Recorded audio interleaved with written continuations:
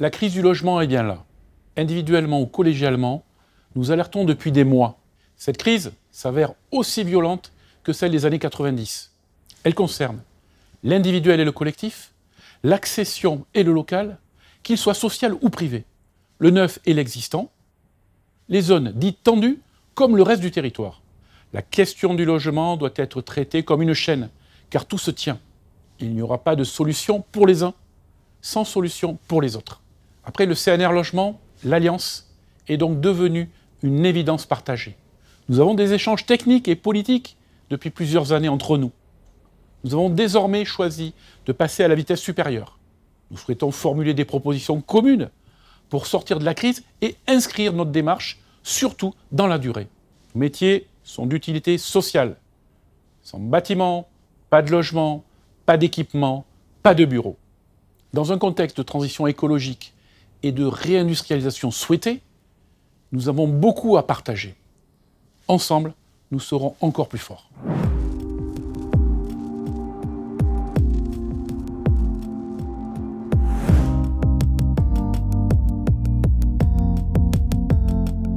C'est difficile de trouver un adjectif pour qualifier notre état d'esprit, tellement la situation de notre secteur est cataclysmique. Quand on perd 115 000 ventes en une année, on ne peut qu'être très très inquiet. Et nos adhérents le sont, les remontées de terrain sont très très mauvaises. On a tous connu par le passé des crises immobilières. Celle-ci, elle est d'abord très brutale, rapide, et puis elle est sur ces deux parties de l'offre et de la demande, ce qui est assez exceptionnel. Donc des enjeux de crise qui sont aussi intéressants, mais sur lesquels il va falloir apporter des réponses maintenant assez rapidement. Grande inquiétude chez nos adhérents donc en cette rentrée automnale, exposés aux difficultés des Français de pouvoir se loger, qu'il s'agisse de l'allocation ou de l'accession, et d'accompagner leur parcours résidentiel. On est vraiment dans un paradoxe. En même temps, des acteurs du logement social qui veulent faire beaucoup pour répondre à la demande en logement social, pour rénover, pour améliorer les conditions de vie de nos locataires. Et à côté, des pouvoirs publics qui sont dans l'attentisme, un attentisme qui devient très grave. Très préoccupés, en colère parce que nous trouvons que le gouvernement actuellement ne réagit pas à la hauteur des enjeux. Nous insistons fortement pour que celui-ci réagisse, mais nous sommes déçus pour l'instant. On sait que notre activité, elle va se poursuivre à peu près normalement jusqu'au premier trimestre 2024. Ce qui nous préoccupe plus, c'est demain la partie baisse des permis de construire, baisse des réservations dans le logement neuf. 50% des agences d'architectes travaillent sur le logement, ce qui veut dire 50% de baisse d'activité pour les agences qui travaillent dans ce milieu-là. Il va y avoir une réduction des effectifs dans les agences. Ça, on ne peut pas faire autrement. Nos adhérents, aujourd'hui, n'ont pas de perspective, sont très inquiets, et on voit malheureusement les conséquences dès aujourd'hui.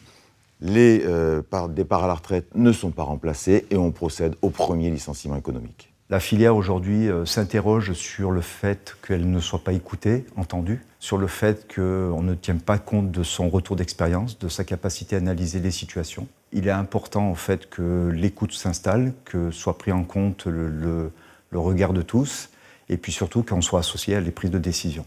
L'état d'esprit, c'est un état d'esprit combatif, on n'est pas défaitiste. Il me semble que la situation critique, elle est comprise, il y a une prise de conscience des pouvoirs publics, du ministre du Logement en particulier. Maintenant, il va falloir passer aux actes pour pouvoir régler la question du logement en France aujourd'hui. C'est absolument indispensable.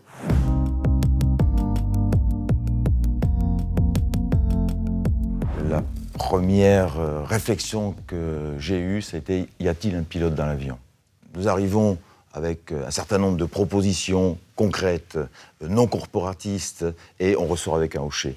Voilà mon état d'esprit aujourd'hui par rapport à ce PLF. Nous avons l'impression que le logement passe un petit peu, encore une fois, par la case perte et profit.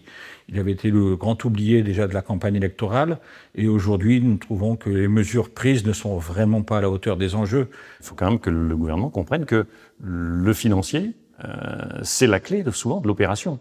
À la fois le montage financier global, mais surtout les taux d'intérêt et les taux d'emprunt qui sont possibles. La loi de finances 2024, au fin de compte, aujourd'hui, elle dit peu de choses sur le logement, sauf une chose qui, pour nous, est catastrophique, c'est le recentrage du prêt à taux zéro sur les zones dites tendues et sur le logement collectif. C'est une très mauvaise idée et ça va accentuer encore la difficulté. Donc nous, notre combat sur le PLF 2024, c'est de revenir sur cette décision-là, dont on a bien conscience qu'elle a un coût budgétaire, mais elle est nécessaire pour maintenir l'accession à la propriété et la dynamique du marché du logement. On a besoin que le prêt à taux zéro, il aide vraiment les ménages qui ont besoin d'accéder à la propriété et pas qu'il soit une simple ligne budgétaire non consommée. La mort annoncée du Pinel également est une triste désillusion. On a besoin aujourd'hui d'outils qui fonctionnent rapidement et ceux-ci sont en place depuis de nombreuses années. Il faut les utiliser tellement notre marché est en difficulté.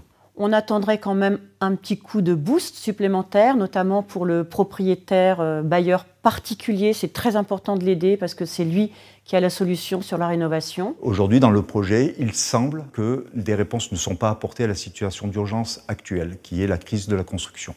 Nous sommes convaincus par contre qu'il faut accompagner la réflexion pour être force de proposition.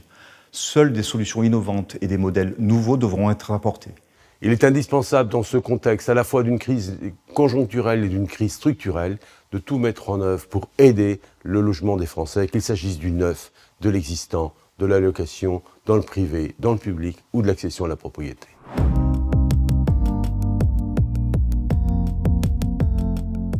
L'Alliance Logement, c'est important parce qu'on parle d'une seule voix, à l'unisson, sur des sujets qui sont complexes, c'est-à-dire le logement, la construction du logement, la gestion du logement, la vente du logement.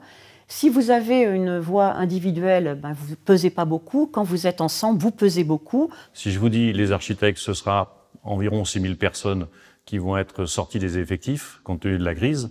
Ou si je vous dis c'est 300 000 à l'échelle de la filière, l'impact auprès de nos gouvernants n'est pas le même. L'union fait la force, tout simplement. On s'est rendu compte qu'en étant ensemble, on a sans doute beaucoup plus de chances d'être entendus. Et en plus, nous sommes ni plus ni moins qu'une chaîne. Et une chaîne est composée de différents maillons. Et nous sommes les maillons de la chaîne du logement. Quand on est promoteur, on a besoin, dans beaucoup de cas, des bailleurs sociaux. Quand on est promoteur et qu'on vend à des investisseurs, on a besoin des gens qui vont gérer derrière. On a besoin des entreprises du bâtiment pour construire. Donc, toute cette grande famille des acteurs du logement doit partager les objectifs. On est à disposition tout simplement du gouvernement pour apporter au regard de chacun, dans l'intérêt général, des solutions qui sont des solutions vraiment issues du terrain et d'éviter d'être sur des postures ou des positions qui sont plutôt des positions individuelles. Une démarche d'alliance cherche à montrer que nous sommes tous unis et en colère. Nous voulons chasser maintenant en meute. Le logement est en danger, le parcours résidentiel est cassé. Il faut que nous nous unissions pour faire comprendre que ça ne peut pas continuer comme cela. S'organiser en filière, c'est déjà être capable de partager des constats et y compris des exigences communes.